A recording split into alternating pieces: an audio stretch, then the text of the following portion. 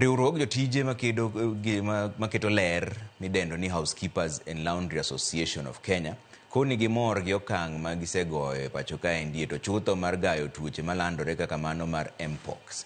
Kane giloso Mombasa e nyasi mar yango odiochieng' margi mar Housekeepers Week, jotijego koni maino margi e jiwo weche mag ler e hotels to kod kuonde ma welo yuore ema bende osebedo ka lombo kendo medo kwan welo e pacho kaendi.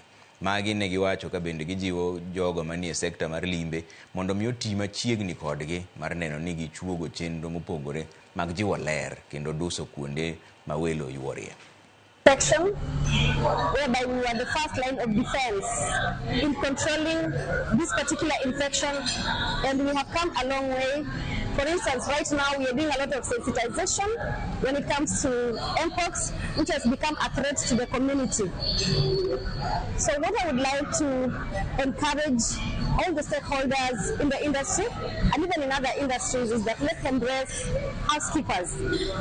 Let us not ignore these unsung heroes. Serve tourists, and tourists, we serve to them sleep, food and beverage.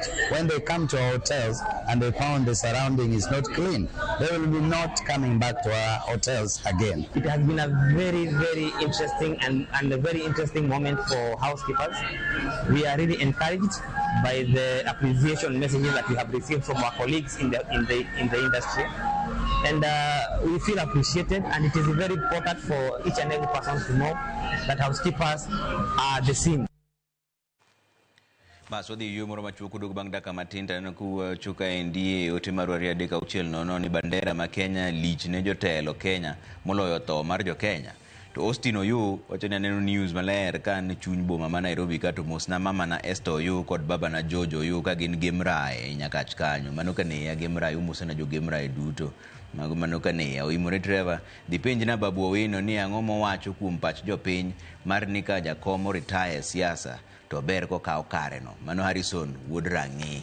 Erokamano udugo bang daka matin to nyiso sani gima koro wayude tie wang Nyakalondo wa kaendi ni Boyd Were ema koro yangi kaka jaloch welo mar ODM mano timore Kasipul. Boyd noyudo ombulu 18,210 ka iluwe gi Newton Ogada mano yudo ombulu 3,037. Daniel Okindo Majiwa oyudo ombulu 621. Adel Otto